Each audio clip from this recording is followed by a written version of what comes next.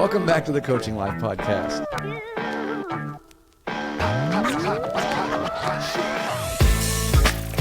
So we're just going to jump right in. This is the show, so let me read this. I bring this in all the time. I never read it. You want to read it? I typed up a while ago. I typed up this little introduction reminders to say, like so. Oh, yeah, everybody says on their podcast, but we don't. We forget half the time because we forget that we're recording. We're just having a conversation about things that we enjoy. So we need to promote this. So we're going to promote our podcast since it did get promoted on the radio yesterday. We may have a first-time listener, first-time watcher, listener, subscriber. And so if you want to know what this show is about, this is what we're about. We just sit and have conversations about the challenges, the victories, the failures, the life lessons of youth sports, high school sports. We try to talk about ways that we can make our athletes better, build better teams, better coaches, better parents, more meaningful relationships between coaches, parents, players, while just sharing our own stories and tragedies and things like that over the past 191 episodes. So, brother, I feel like I've gotten a lot closer to you in 191 episodes. Can you believe that? Yeah. Because these are intimate conversations. We have intimate conversations. Yeah, and it started, around the table at B-Dubs and it did. Yeah, it didn't start with the podcast. Yeah. So, and a lot of times we have conversations before we start recording that but yeah, there are times when we're talking before we record and we go, "Oh, hold on, let's just start the recording because this is good." I almost forgive you for not asking me to help you coach over the years. Almost there. What has brought you along? Just drawing, getting closer to you. And, learning. Yeah. We're almost there. So not quite done yet. Do you still have your Eastern shirt? I do have an Eastern shirt. I didn't mean to make you admit that. I do. I can't remember who I was talking to the other. You supported us. It was a fundraiser, and it was my first year. And the first design, and your shirt came screwed up. That's you right. You have an Eastern shirt that nobody else in the world has. That's right. You just got the background, not the foreground. Like I think your E is black or something like that. Yeah, something. It's on a green shirt. It is different. Yeah. I can't remember who I was. Oh, I know. Talking to Maya's girlfriend's family. An Eastern family, folks. Yeah. We partially got. We've got the process started. Shoot. He'd probably rather play for you than me. See, there's no OHSAA sanctions against recruiting coaches from one school district to the next. Yeah, you want a guy that their school might gladly give up. I don't know. That might not be good. But I always tease, Maya's girlfriend about. She's always, anytime I see her, she's wearing an Eastern Eagles. Rightly so. I'm like, don't you own any other? I'm like, don't wear those to my house. Nah, she's a good kid. So. Nice. I can overlook that considering I own one. There's one. It's hanging in my closet too, which means it's hanging up, ready, it's available. It's there, yeah. But I haven't worn it in a long time. Yeah. We should have made some kind of arrangement, some kind of bet that on the next podcast, whoever wins this game on the next podcast, because our last podcast was before our game, that would have been a perfect time. That person, the loser, has to wear the shirt of the school. I guess we could do that, but we're not playing. I'm going to cancel for the next time around. I'm going to cancel the later season game, and we're not going to schedule you anymore. The later season game will be at our place. So yeah, it's our game to cancel. Yeah, I don't care. So those of you all know, our field was too wet. I was standing out in rain trying to get it ready, and so we had to move our home game to Meg's last week. So, what a mess! Because your field was actually in really great shape. It was. It ended up being in really good shape. Spiked it, and it played well. Perfect surface. Yeah. Around our bases are really soft, but when it's really damp like that, it played. It kind of. Having seen it again in a game action, like seen it before, like when you drag it and it sits nice and smooth, and then after players run on it, I think you've got the same material we do. I think that's crushed brick on your field. Don't you think? It's Did Coach Coach Bissell have that brick? put on years ago when they did the first renovation of the renovation? It was. I don't want to start a war here, but I don't. Yeah, I don't know. think it was. There's been several Coach Bissell's renovations on that field, but it's one of the best parks. It's one of the best baseball facilities in Southeast Ohio. I think They used to have a really nice dirt. The softball field now has. They renovated the softball field last year, and the dirt that's on the softball field was the dirt that was on the baseball field, and it is. Oh yeah, they took the dirt down. Like, I don't like the collar. Like, I like the collar of the ball mix that we have. That's maroon. Well, yeah. I mean, it's like your shirt. Yeah, true. Yeah. But that dirt down there on the softball field is so soft, and it's got like a sponge feel to it. Yeah. It's just amazing. Yeah. I really like it. They did a good job fixing that up. But I don't. Is that yours is called Crushed Red Brick? It is. In fact it's called Ohio Crush. That's the name of the company out of Zanesville is called Ohio Crushed Brick, and these were baseball coaches that I think started this company. And but don't you think, like, you remember Jackson used to have, like, I remember Jackson's field had, in my memory, one of the first fields around that had the crushed brick. Yeah, or pottery, like clay pots. Yeah, like Dalton. Dalton has crushed brick at the Sandlot field. Yeah, I guess it kind of does. That's not what we have. Yeah. That's a different. There might be a maybe a different coarseness what they put on those Sandlot fields it's more of a field conditioner like what you get out of those Turfus bags, but you can get it instead of pallets of bags, you can get it dumped as well. Because I know where they buy that, and it's a mixture, so it's a little different. Yeah, okay. It's red, but ours is just nothing but bricks. I mean, brick. Do you think your field? Well, your field has been wet in the grass. Yeah. Do you think that's because the dirt is letting it go in the grass? It's only been wet in the grass after we've gotten all this rain the past few days. Yeah. It's been I was surprised at how dry the grass has been this year. How's your dirt? I wonder if it's been absorbing it actually a little bit. The dirt is just fine. I mean, like, aside from the fact that we still have a couple low spots, like at first and third, that it'll make a little puddle there when it rains hard. And of course, yesterday they were big puddles. But here's the weird thing: I was walking all over the other part of the dirt. I mean, when you walk on the dirt and you make an indentation and it fills up with slick looking water, that's not good, right? But when you walk on the dirt and it's solid, like you can see you barely see your footprint, right. And so I really felt like if we could take the water off that dirt yesterday, it'd have been just fine. But I don't know. We always seem to be talking about our fields at the beginning of our podcast. Yeah. Fast forward 50 plus 30 seconds. Let's get this out of the way. You guys cheated to victory very well last Friday. Game, yeah. Beat us 11-0.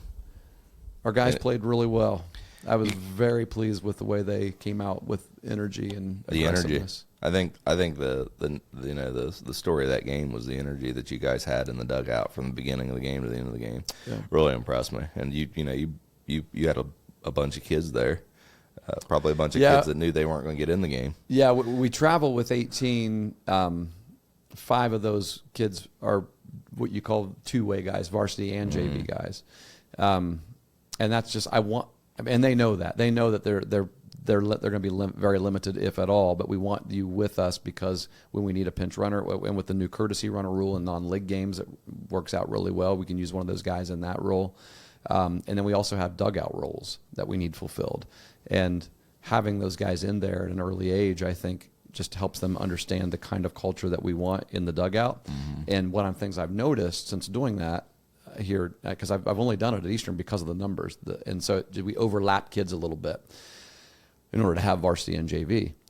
One of the things I've noticed is those kids that are in the varsity dugout, they influence that JV dugout when it's just a JV game. Sure. When I say just a JV game, I'm not talking about a lesser important game. I'm talking about it's not a varsity. I mean, you just have JV players in the dugout. Right. And so those two-way guys are in there, and they understand, like, so they understand that we all have things that we're supposed to be paying attention to, and this is what varsity games feel like, and so we want our games to feel like that as well. And it worked out. I mean, we played a varsity JV doubleheader the next day at Alexander, and the JV guys were great. I mean, I think it ended up being 10-0 in 5 or 6 innings. I think there. So but yeah, you're right. The energy was good. I mean, they played good ball. Pitching was fantastic.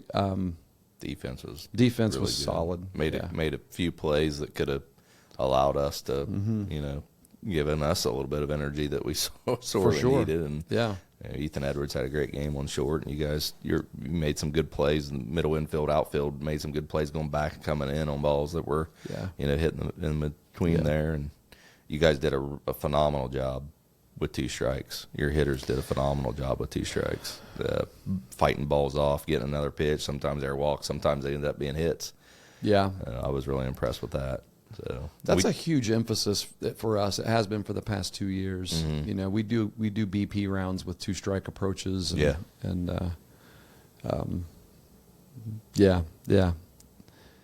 I mean, the way I put it to them is I say,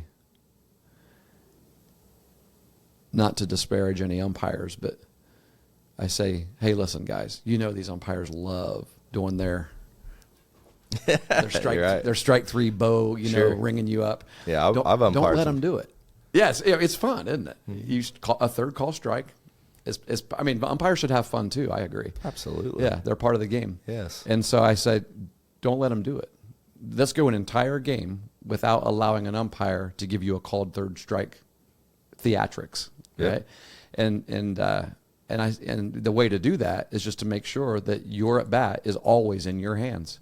When you take a pitch that you thought was a ball, but you could have fouled off, and the umpire happens to call it a strike, you put your at bat in the umpire's hands. Yep. So just leave it in your hands. Even if you got to reach, you're like, man, that's outside. Reach out there and foul it off. Yeah, I can think in my mind 3 or 4 times just that I remember that your hitters had 2 strikes and would foul ball off. Yeah. We think we're closing in on an out. It's frustrating to a pitcher too. Very frustrating to a pitcher, and to defense in general.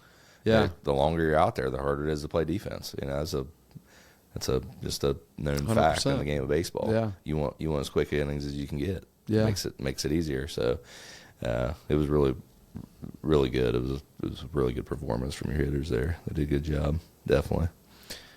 Well, but you guys turned around and bounced back. We did, and talking about energy, that was one of the things we talked about last night, and our post game was the energy that we had was completely different from our opening day to that, and mm-hmm. on top of talking about that, talk about the challenge of adversity, and it's easy to be happy when things are going well, right? Sure. So how good teams are able to continue that, mm-hmm. however they behave, and I think different teams are going to behave in different ways. Yeah. I think we learned last night that we're better when we have that energy and enthusiasm and energy. And I pointed that out. The guys in the dugout, I actually had a kid started against you.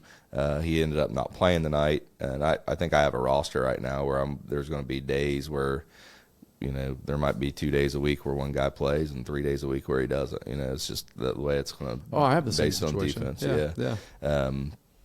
He didn't play, but he did a phenomenal job. He didn't. It wasn't about me, mm-hmm. and I could tell there was a little bit of disappointment that he wasn't out there, but he did a great job. Tell him this: the guy, my starting pitcher again in your game, didn't play an inning or an at bat all Saturday. Yeah, I think he knew that was gonna. I've told all of our pitchers, if we've got the luxury to not use you at all the next day, we're going to do it. Yeah, and Brady Davis he ended up throwing, I think, 81 pitches last night. Maybe I think it was 52, 53. Cold, windy. Yeah, I think that's pushing it.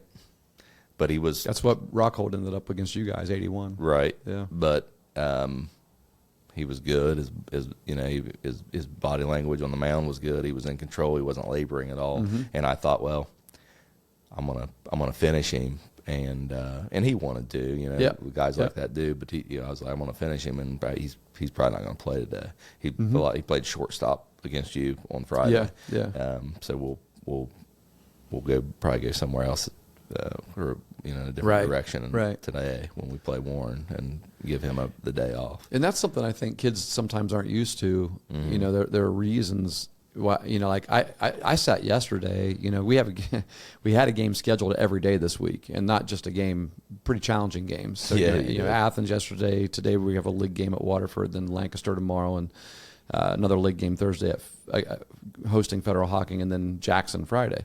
And so I always make a pitching map, and one of the things I was sharing with my coaches yesterday is, we were thinking maybe having our shortstop, who's as you saw is outstanding. He really is. He's really good. And I've watched him play. He's probably the best shortstop that I've coached. Maya played with him in some younger age groups, and he was a stud then. But he's a college prospect. He is, and I'm telling you, in any college will be lucky because he's a great kid. Yeah. My goodness. Yeah. Leader. I mean, is he a senior? No, junior. Maybe I can get him to Megs next year. Just timestamp that statement.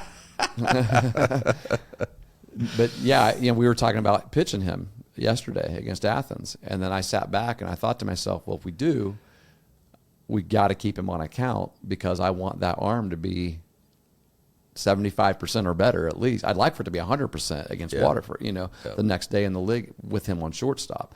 But if he throws a complete game, and so it's tough because he's a great pitcher also. Smart, consistent. You know what you're going to get from him on the mound. He knows how to attack hitters. He knows he places the ball really well and mixes it up really well. And so I actually had changed my mind yesterday. We had Lane scheduled to pitch yesterday. And so, your in-laws. Maya's in-laws. Lane did message. Maya's brother-in-law. Lane messaged Maya on Friday and said, "Hey, how's your field?" Did he really? Yeah, I think he did, something like that. Yeah. Oh, I don't doubt it. Those kids were all they all knew the conditions of both fields by the time they got to ours. So.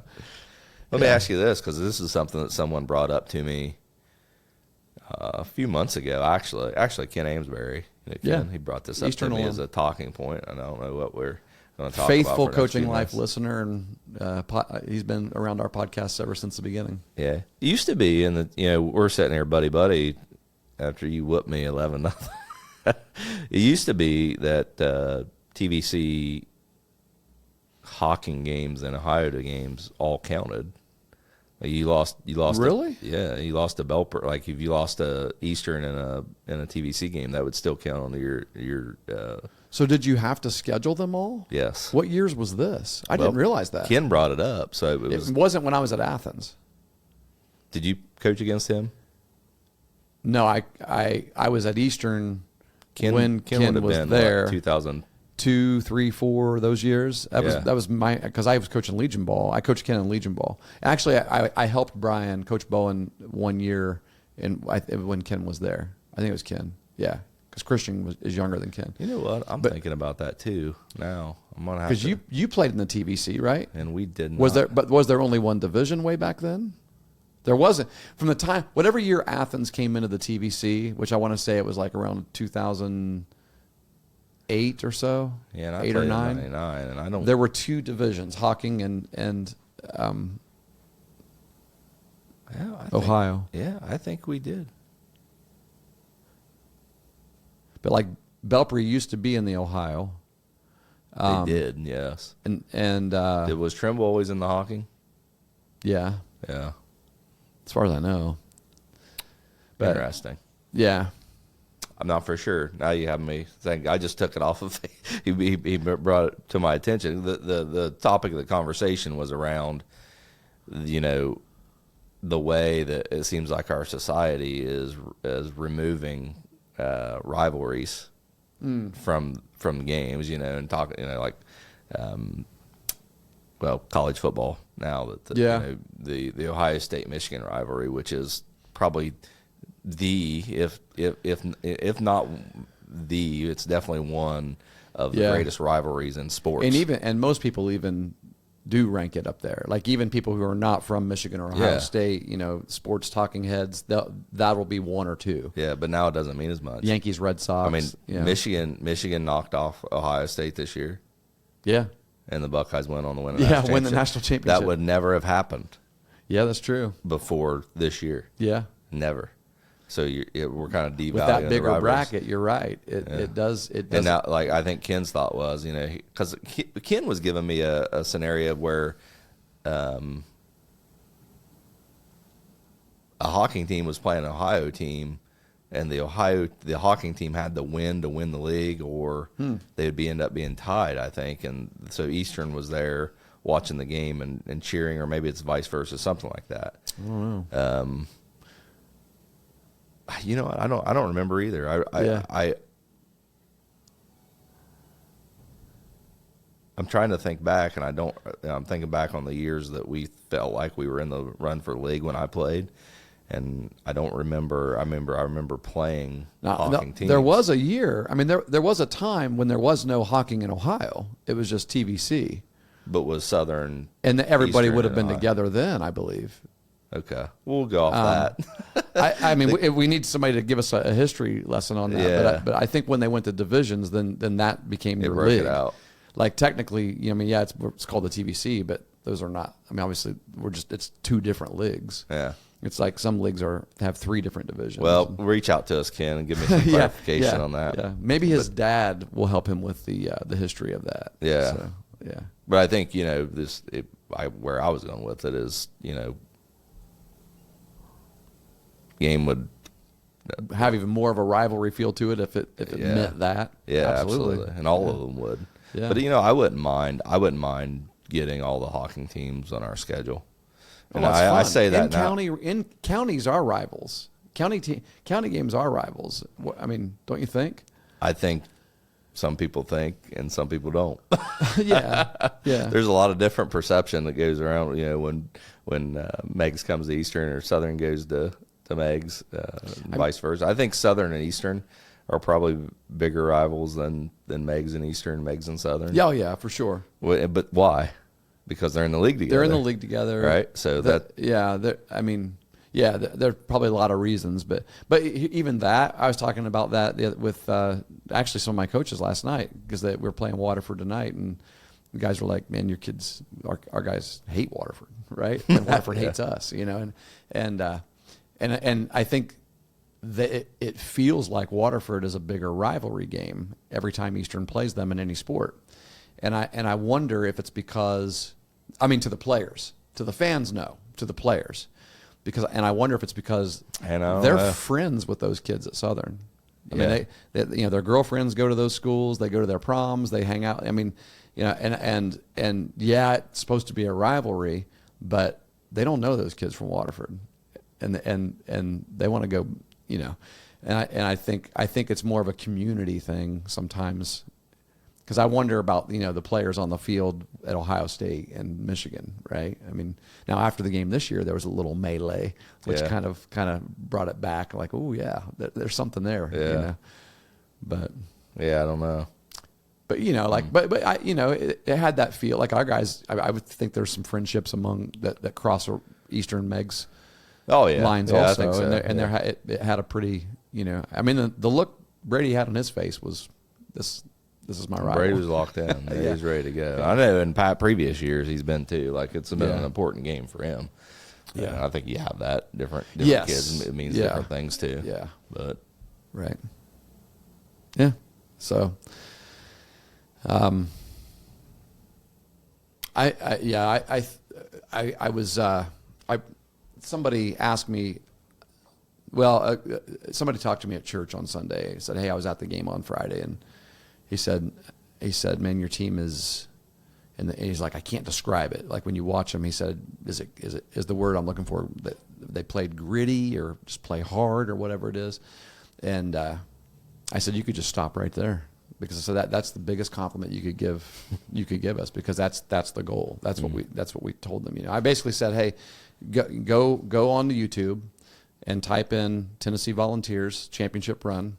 Watch all those highlights. Watch how that team plays, and that's what I want you to emulate, because they play hard. Some people don't like it the way they play, because we'll let them celebrate at second base when they hit those kinds of things, right? That I kind of like, oh, geez, all the stuff that they're wearing and all that. We had a conversation last night about that, about picking up signs when you get to first base before you start taking all your accessories off, and.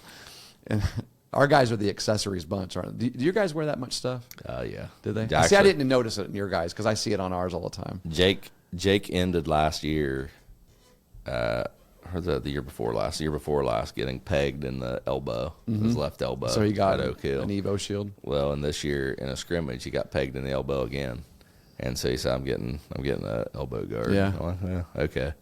But yeah, we're an accessory team, that's for sure. I think it's just that's what baseball is now. I mean, And I think that's why you let your guys wear necklaces and stuff. oh yeah. Yeah. I mean, if the OHSA is going to allow it, why should I? 3 have a years rule ago, that was about it? unheard of. Yeah. It was but yeah, I mean, And I I think didn't that's care why the then. OHSA. I mean, did we it. always had to go, hey, before the game, all the checklist things. Catcher got your cup, all the jewelry, take it off, and it's just nice to not have to do that now. Yeah. So Yeah, it is. It is nice. yeah, there's just things that I don't. Yeah, I mean, I probably. Well, there's no probably about it. I coached differently years ago than I do now in those kinds of things. Yeah, I think you have to adapt. And, Yeah, it's what it is. grow. There's got to be some. It's got to be some. That's fun for them, right? It's fun. Well, they call it drip. they got to have some drip. Yep. Yep. I heard a drip As the comment kids the other say. day, and Yeah. I can't remember what it is. Right. Somebody asked me one time.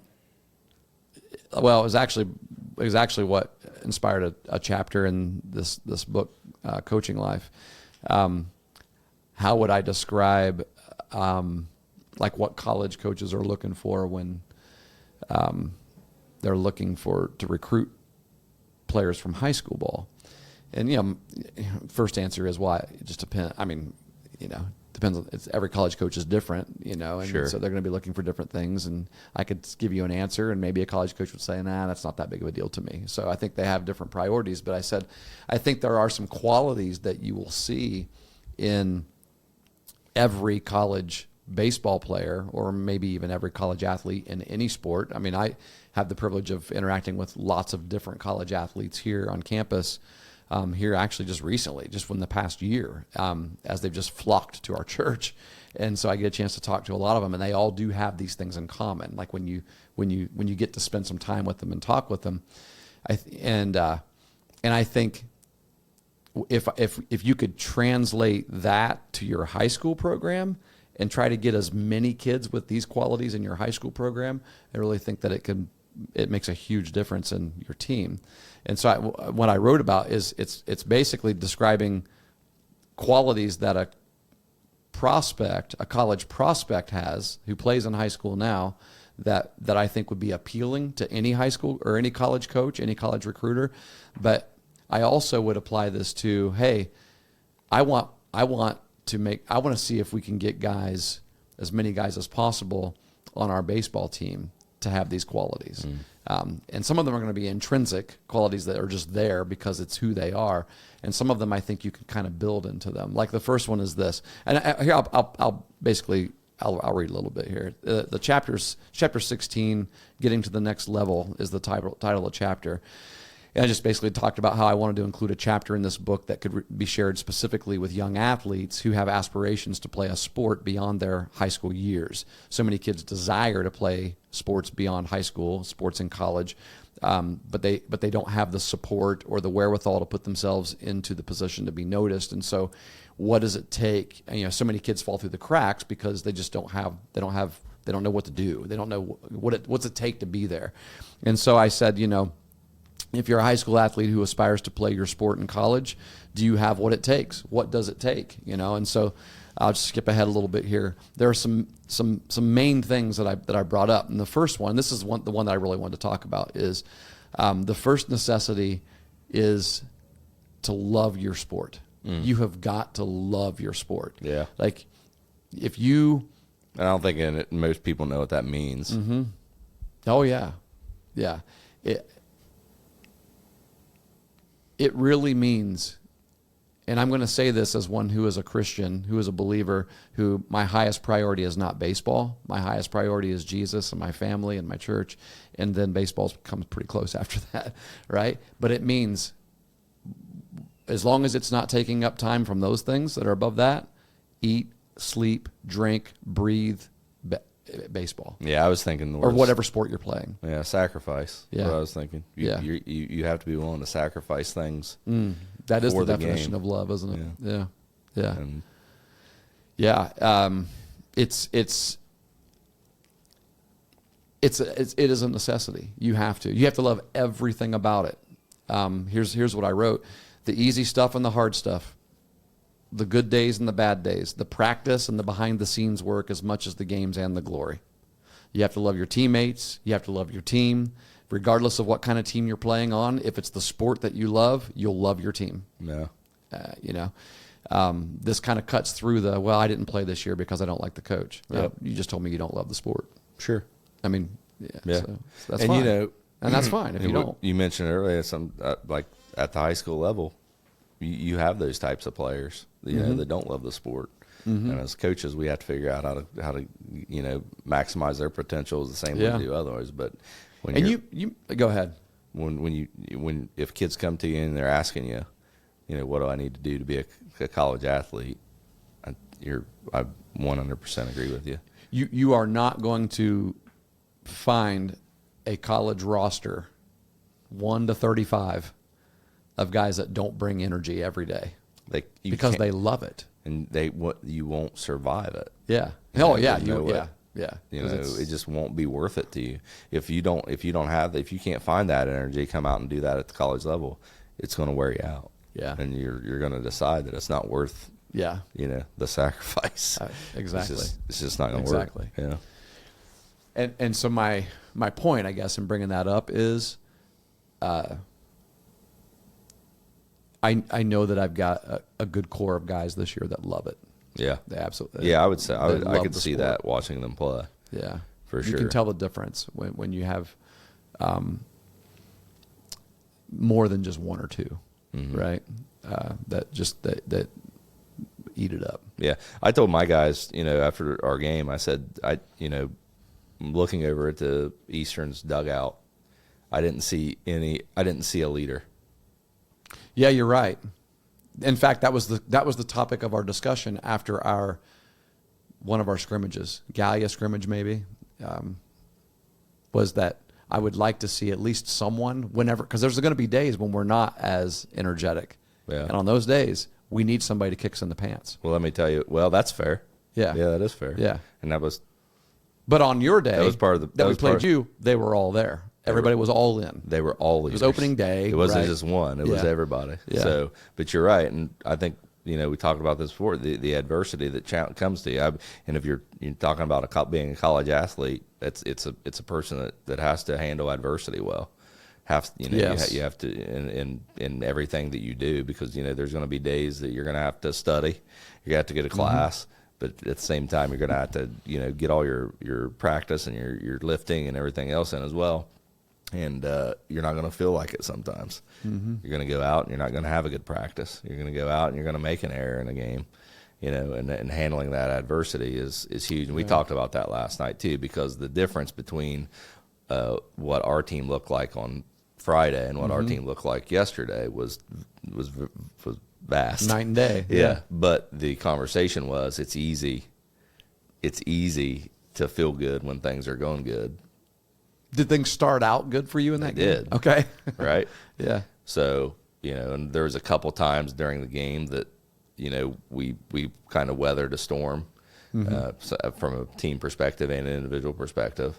And then, bringing up the fact that I had a group of guys on the bench that, weren't in the game, but, and probably sat there wondering, am I going to get a shot to get in there? Do I want to get in there? And while they're battling that internal conflict, they were still being great teammates. They were in the game. Yeah. Yeah, absolutely. Huge role. We have a sign in our dugout that says, though you may not be on the field, we are all in the game. Great point. Yeah, and I think they made a huge difference. Yeah, absolutely. We played last 100%. night. I mean, the takeaway that you just gave me about our team and our game was the guys in the dugout. Yeah.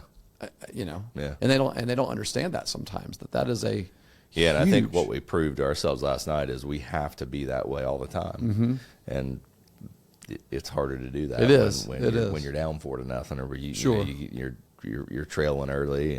You make an error that ends up being a pretty big error. You right. don't have a struggling to throw strikes. any of Right. that, right? And Yeah. that's baseball. It is. You're going to have that. Listen, we got up the next morning just a handful of hours after your game, got on the bus, came up here, played Alexander, and found ourselves in a situation early where the majority of us, our hands were tied. Our pitchers struggled to throw strikes early on, right? And there's nothing you can do. Like defense is like we just want to play behind you, right? We just want to help you here. But if that struggle is there, then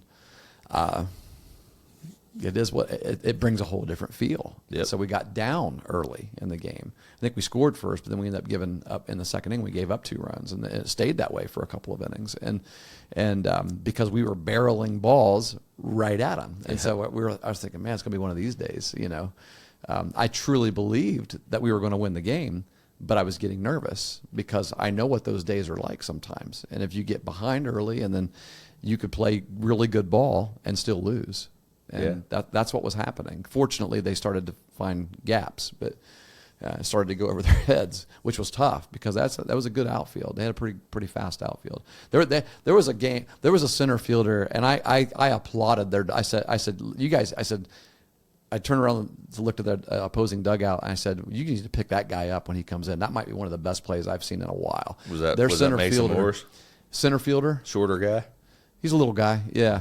Maybe a freshman. Oh, because Matt told me they have a freshman. I don't know. Anyway, but it was a little guy. They're a pretty young team.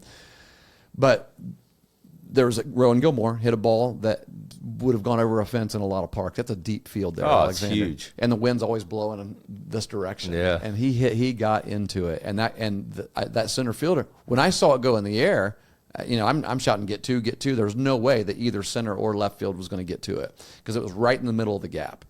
And that center fielder is sprinting. And I'm like, man, he's getting close to that. He laid out. His body was parallel to the ground, fully extended as far as he could extend his glove, and that ball hit the tip of his glove. And wow. he laid out there for a little bit. I think it took the wind out of him. But I was shocked. I mean, because when I told Rowan, even because he's trucking around first base, and I'm like you're on the chest, see the ball. He saw the ball come in, then he gets to third base, and I said, man, that center fielder got his glove on it. He went, no way. I said, yeah, you should have seen it. It was a heck of a play for a high school kid. I mean, because he was close to the fence also. He's laying out. I might hit the fence. I might not hit the fence, but it was just that when you talk about selling out, that's what it looks like. Relentless sort of comes to my mind. And by that time in the game, they were down about 4 runs, and he still did that, right? Like it was starting to get away from them a little bit. And yeah, I love it. I love it. Their left fielder turned and ran after a ball that Abner hit that I said could have been a triple, but he stopped at second to do his dance. We've chatted about it. It's all right. But you had what, 5, 6, 7 up behind him? Yeah, right. He's gonna score from there. But, that kid turned and ran after it, and he about got his glove on it, and that ball went all the way to the short hop the fence also. So yeah, I love seeing that kind of effort and applaud it, and that when you see that, you're like, okay, that kid loves it. He loves being there. Yeah, you definitely like to have those guys in your lineup for sure. No doubt, no doubt. One other point that is in this same chapter that I just turned the page and saw it, and I thought it'd be good to bring up too is IQ, knowing the game. Like because we're going back to what is it that I think is appealing to a college coach for a recruit is knowing that you understand that like what is he doing in the dugout when he's not up to bat or when he's does he have a little note? Does he have a hitter's log sheet? Is he charting his at bats? Is he thinking through it? Do you see him in there getting timed up even when he's up 7, 8, 9 batters back, or is he just goofing off with his teammates or doing nothing, or is he not picking people up? Is he not helping? What kind of guy is he out on the base paths? What kind of IQ does he have? Right? If there's 2 outs and a pop up, does he immediately take off sprinting, or does he not know how many outs there are? those kinds of things, right? Those are all little things, those little intricacies of the game that I do think makes a huge difference. Again, definitely makes a huge difference for a recruit, because a college coach is going to be like, I don't want to have to teach these things. These are not things I should teach. Yep. You're here. Those are things you should be doing already. But having that kind of a player, or a core of those kinds of players on your team is a huge benefit. How do you get that? And I think that's one that you don't have. That's not like I said, the love thing might be intrinsic, right? Like, yeah, I think it is. You could try to instill a little bit of that, but if like some kids are going to just love football more, right? Sure. And they play like that on the football field, Yeah. but they just like baseball. Yeah. And that's good. That's fine. I think that's I'm okay with that. The core of the concept of free will. Right, exactly. If you're forced to love it, you don't really yeah, love it. well, yeah, exactly, like an arranged marriage, right? Yeah. You might learn to one day, Yeah, maybe. so or grow to, I should say, since love is more of an action and not just a feeling. But I think the IQ thing is definitely coachable. Yeah, That's something that we can impact as coaches. yeah. I think you're right, but my mind, there's a limited time to do that. Yep. We have 4 years, so you think, okay, so we got to get ingrained in our junior high programs and our youth league programs and things like that. But I was going to say, there's two other ways that stick out in my head. One, you play a lot of sandlot ball, Yeah. and you figure out what works and what doesn't. What works and what doesn't. Oh, okay. You're on a different page. Keep going. I know. Like, so when you say sandlot ball, you're talking about no coaches. Yeah. Yeah. Keep Unstructured going. free play. And then two, I think watching the game, you learn, at all levels. You watch major league games, you watch college games. Yeah. And you see what those guys do. If you're a shortstop, you watch the shortstop pre-pitch. You watch what he does on a cut. Yeah. Yeah. And I think that comes in with part of maybe the love for the game, and that IQ kind of comes hand in hand. And that's why I've always told parents, at least for a long time, they're like, what do I need to do to make my kid a better hitter? What do I need to do to make him a better fielder? What about this? What about that? And I'm like, the most important thing that you can do for your player, if you want your player to be a good baseball player, if you want your son or daughter to be a good player in the sport that they play, sports that they play, you nurture their love for that game. Yeah. Yeah. Because if they love it, they'll be good. Yeah. They will. Absolutely. Yeah. And a kid can love more than one sport. Who's well. a great example, and I don't know, I may get in trouble for saying this, and I hope he doesn't take it as a slight. One of the greatest examples for me of that is a kid named Gavin Stewart. Do you know him? Yeah. 100%. Because Gavin wasn't the best baseball player when he was 10 or 11 years old. Yeah. He, had feet issues, right? There wasn't a lot of speed. I think it was because in his heels. he and Jake had some of the or was it Jake?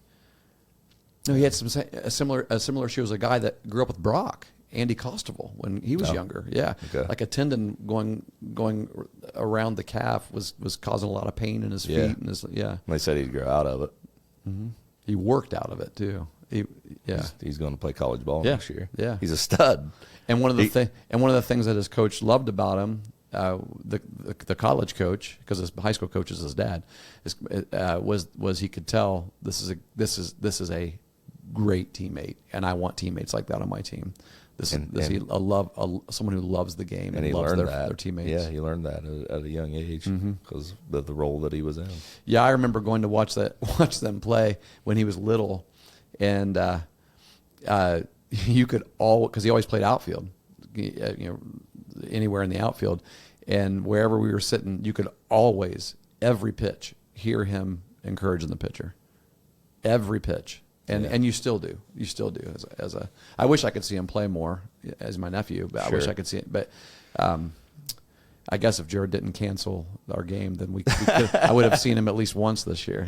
Yeah. Shoot, yeah.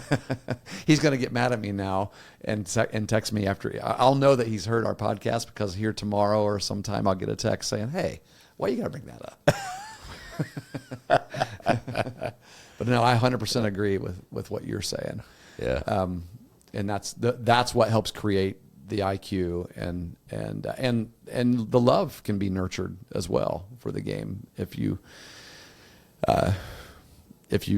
not sure if you love it. The more you play it, the more you're around it, the more. I mean, there's something about it. I mean, Connor Ridenhour and I look at each other all the time. It's just like, man, baseball's fun.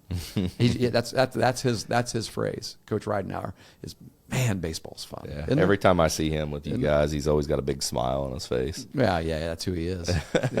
Yeah. He's an extremely encouraging guy. Yeah, the kids love him. They love. They know that when he approaches them to talk, it's going to be something they want to ingest and take to heart, because it's good stuff. And it helps, he had limited time playing college ball, but he was there around that game, and he saw a different level of it. He experienced that, and then it got cut short for him. And so he's like, he still got that, and it's good. It's good. So yeah, when you were going down the route of saying playing sandlot ball, in talking about getting the IQ, I think sometimes you said that has to begin in the youth levels, in the same way that college coaches look at recruits and say, I don't want to have to teach you this, right? These are things you should know by now. I think legitimately we can have the same mindset as high school coach in some things of, man, why wasn't this instilled younger? And I think no matter what it is, like how to execute a rundown, or how to run the bases, looking, how to know when to look at the ball and when to pick up your base coach, as opposed to just always looking for and listening to your base coaches, little things like that. And sometimes I think one of the barriers to maybe kids developing a better baseball IQ anyway, and I'm sure it's this way in other sports that have club sports or recreational, sports that kids grow up playing, is the desire to win those games takes over the desire, as a coach, takes over the desire to want to take some time and instill those fundamentals, those IQ, those things that are going to help them develop a better IQ. And of course, one of those things that help a player develop a better IQ is getting the opportunity to be on the field, right? And so if you have, and of course I'm not one that says don't play to win at age 8, age 10, play to win, absolutely, right? Yep. But you play to win. Play the game. You always play the game to win. Yeah. But your number one priority, I think, is to build great young men and women and great baseball players. And sometimes that supersedes the winning, because you could do some things that will help you win the game that are actually going to be a detriment to that kid later on. Right. Yeah, I've seen that a lot of times. Or you can permit some things. Yeah, with base running. Base running is huge. Yeah, you're like 8U base running. You see a lot of just, second baseman has the ball back in, you're around there. And then the next year or next 2 years, you're playing a little bit, the competition's a little better. Or even if you're playing a better 8U team and runner just rounds second base without thinking about it, because that's what you practice. Yeah. Is you usually aren't stopping a second. You're running, and then he gets tagged out because the shortstop's standing there with the ball. Right. And the coach gets angry. Why did you run past second base? Well, that's because you've been practicing it for the last 2 years, Yeah. So, that's a good example of that. And yeah, I would agree with that for sure. Yeah. We're on April 19th, Waverly's coming to Meigs, and we're honoring the 1976 and 1996 that's right. That's a cool state semifinalist teams. And I made that post, and I've seen some other people make a post, and I've noticed some people underneath saying, I coach this couple of these kids, I coach some of these kids, I coach some of these kids, and I would say, teams that succeed at that level have commonly a common denominator, and that is they had good youth coaches. Yeah. And when I think back on the '96 club and the players, who they were and who their coaches were, Dave Dotson was one of the primary coaches there. He had a phenomenal coaching staff. Jerry Davenport, Mick Davenport, and Steve Bachner, and those guys, Perk Holt. Amazing coaching staffs that did a great job at the youth level preparing those guys to be able to succeed at the high school level. Yeah. And obviously they're ultra talented too. I mean, they're really good teams, but that's really how I wouldn't say it's not, because we do have very good high school coaches that are able to teach and to coach and to get the most out of their teams, but it is very valuable to have a good set of youth coaches that you can count on and bring those guys along. So 100%. You're part of that program. As a youth coach, understand you're part of that program. Yeah. Maybe one of the more important parts of the program, because you're developing the youth. So you have a value in that regard, and maybe that'll help you understand that let's win there. The plastic medal trophy doesn't mean much, but being able to be on a state finalist or regional championship, district championship banner and things like that. That's what you're aiming for. Absolutely, and you're part of that. Youth coaches that had those, whether it be 1 or 2 or 9, however many kids when they were younger. That's feel good. I mean, absolutely, you're part of it. Well, 100%. I'm going to try to meet with our youth league coach. That's a really great point. I mean, because I now, since you've said that, I'm going back through and thinking about the best teams that I remember going through, like here at Athens High School, and then what were they? Some of the best finals ways that they finished their seasons. What was their youth program like? Yeah. And you're 100% right. What were their youth coaches like? Yeah. I mean, my first year at Meigs, I mean, I had a team that was largely coached by Clint Stanley and Britt Dotson. As youth, maybe I think Dallas Sarah coached them, and they all did good jobs with those kids. A lot of them remained together all through their young years. And baseball IQ, love for the game. I mean, a lot of the things we talked about, in this episode, it was there for them. But I'm really excited about the coaches that we have in our youth program right now for the baseball side. I don't know the softball side.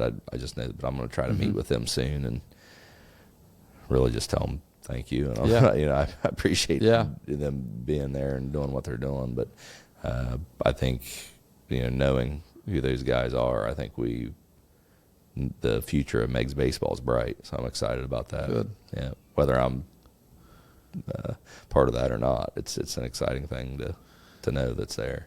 Well, you'll be with us by then. So. He's finally going to say yes next year. Of these days. Maya's freshman year, you're going to coach against your own son. Well, there are people who do that. That first one. What's that? That first one, he better look for in the ear.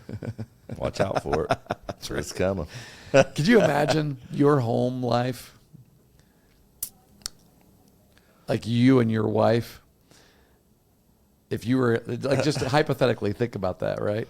Maya comes up, he's the leadoff hitter, because he's got a leadoff hitter mentality to him, I think. I don't know. What is he batting right now? He's actually batting the 4-hole right now. Oh, well, yeah. He's stud. Okay, even better. 4-hole, right? Throw one behind him. Like, hey, Pat's calling pitches, Chassie. I don't know what to tell you. Yeah. Yeah, but it's always interesting when you see those college or high school or pro coaches who have kids that are playing and they're coaching against them, or like I think it's funny. This year in was it a football game? Yeah, it had been a basketball game where there was a mom that had kids they were playing against two sons were coaching against each other. That's what it was. Yeah. Well, my parents have done that. Yeah, Mike and Sharon know about that. I think playing against each other is harder though. Yeah, the Guardians have they had last year, and have had Josh Naylor, who's their first baseman, and Bo Naylor, who's their catcher. Yeah, and they haven't so Josh is gone, and I'm like, man, that must be horrible for Bo and Josh to be separated. And I was talking to Jake and Maya about that the other day. We were in the living room talking. I was like, oh, yeah, Josh is gone. I forgot. And Jake said, they got another brother, too. So they have 3 Wow. brothers in the major league. And I'm thinking, it was for Josh and Bo playing together was one thing. And then they had this other brother playing, too. So it's really not my thing. Where are they from? You know what? I don't know. I have to find that out. But Like, are they from the United States? oh, yeah, I think Are they? so. Yeah. Yeah. Man, there's some genes there. 3 major league players. Maybe they're not, though. I don't know. Yeah. It's hard. There's definitely a Yeah. diverse roster there that the Guardians have. Speaking of professional ball, I watched the Reds last night. Mm-hmm. This would have been Monday night for those who are listening. It was like they ended up being like 14-0. They just did you see that game? They or the lost? highlights from it? Or Oh they no, won? they won. It I didn't was see it. I'm not a Reds it fan. was a dream if you're a Reds fan. Like, and it was a shame because it looked like there was about 37 people in the stands. Kaylee and I were watching They're Canadian. Kaylee and I were watching it. What's that? Nailers are Canadian. Oh, okay. I Yeah. knew they weren't. I had a feeling that I remember there was something about their nationality wasn't Yeah. United States. But so anyway,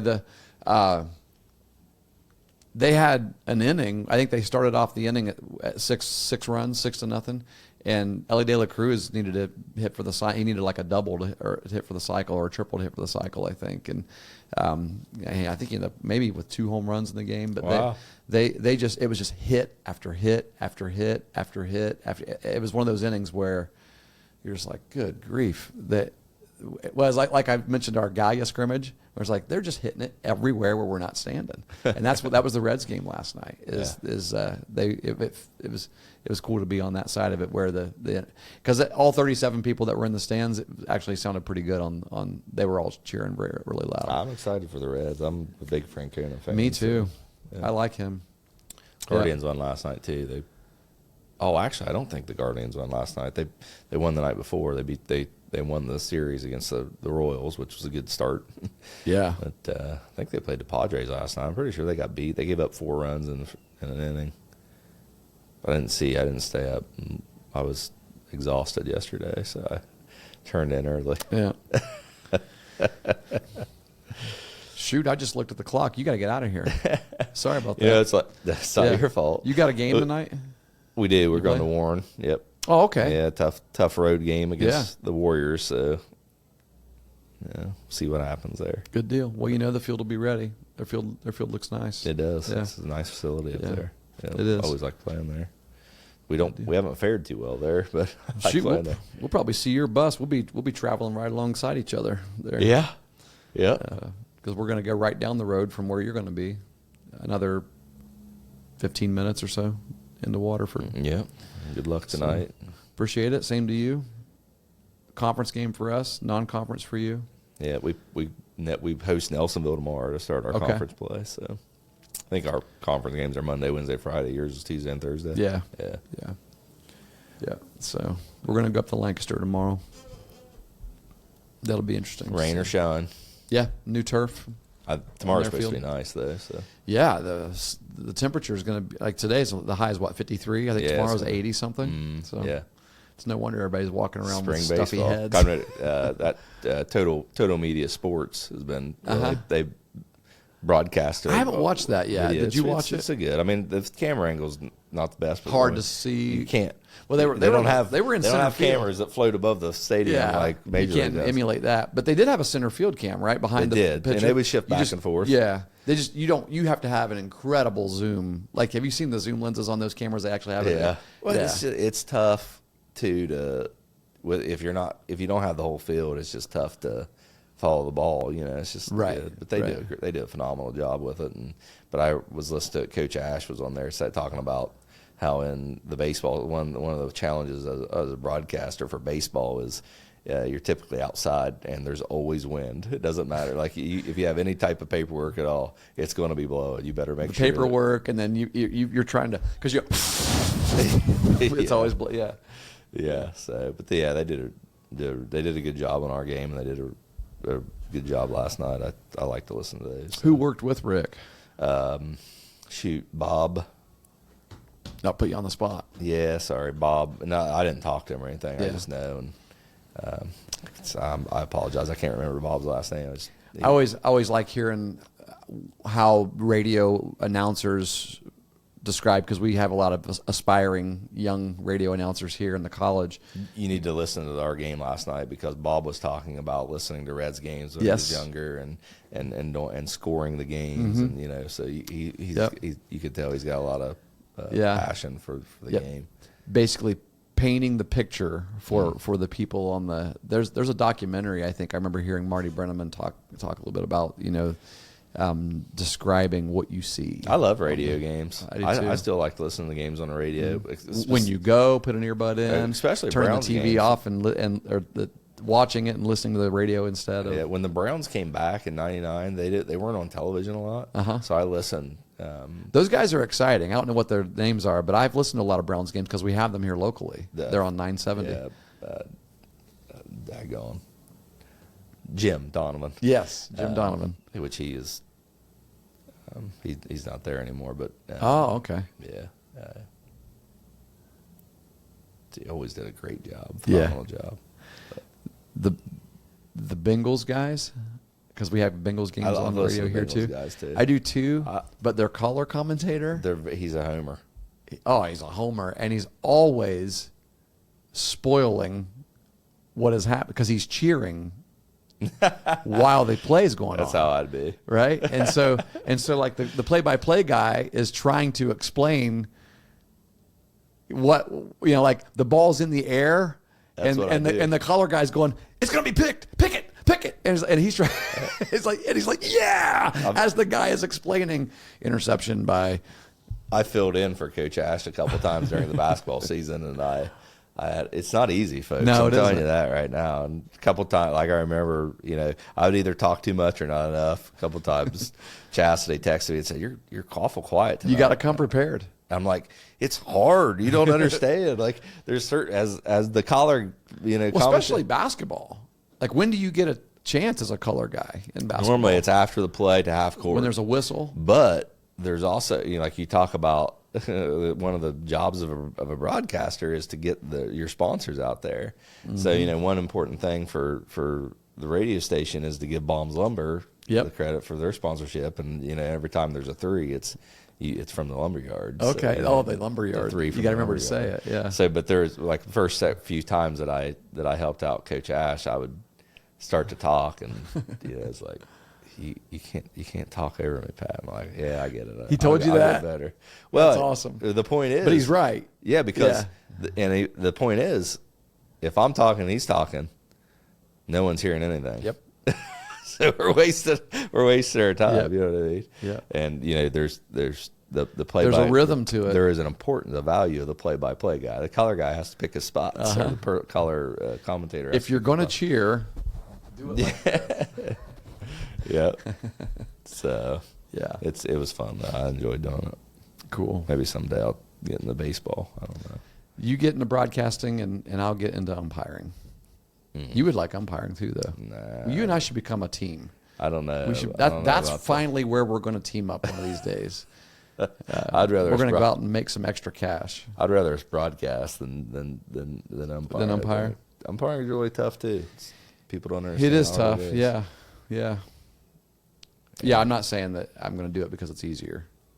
Oh, I know. Yeah, but it's the close. If you're not coaching, we obviously won't be playing. Want as to be on close the as field. You can get to the game.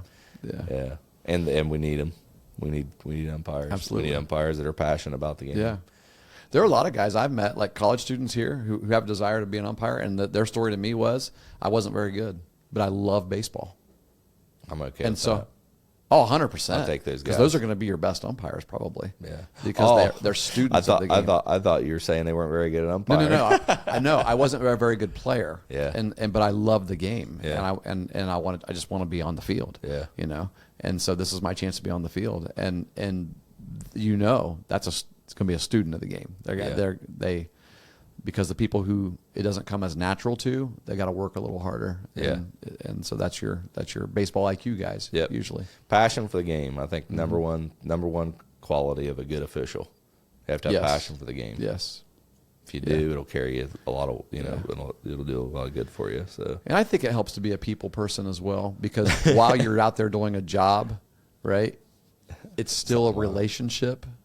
Like you have a relationship with the game, of course, but you also have a relationship with those two coaches, on both benches there, and you also have a relationship with the players. Not to say that you need to be buddy with everybody, but there needs. I know that I always feel much better when we're able to have a little bit of a conversation before. Sure. I love the home plate meeting. When, ours lasted forever. Find out what everybody's first. Well, you know why ours lasted forever, don't you? Everybody was over there shouting, saying, "Hey, this ain't the podcast. Let's go." But Rick, speaking of Coach Ash, he's like, we go up there with our lineups in hand, like at 4:48, something like that.